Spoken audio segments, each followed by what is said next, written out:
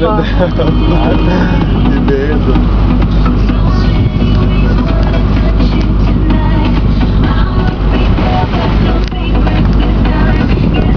Ahí de Marruecos, ya ha habido varios casos y tal de ataques de tiburones a turistas, ¿eh? Mirando, ¿eh?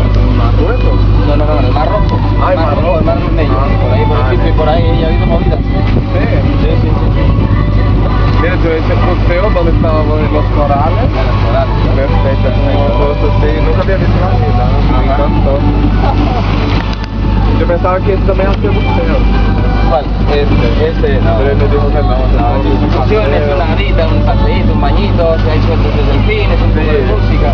No, pero está bien. Claro, son 10 o 15 euritos, tío. No me Una acuerdo cuando pagué. excursión de 4 o 5 horas ya te cuesta 60 euros, 70 Creo euros. que fue como eso, o más barato, y la moneda vale menos, ¿no?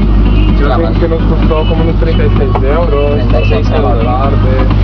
Está bien, Y era te barato. dan comida, te daban, Sí. entraba todo. Estaba todo. Hasta tenías que reservar las gafas y el pie de... Ah, los pies de pato. Ah, pero que era Pero bien. con snorkel, Sí. no era con botella, ¿no? No, solo con este. Deja, ese grupo.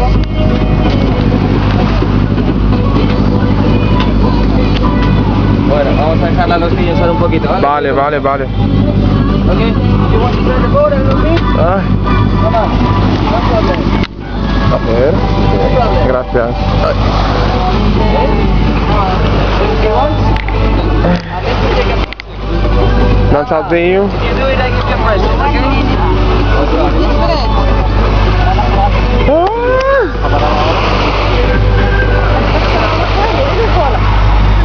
Ai.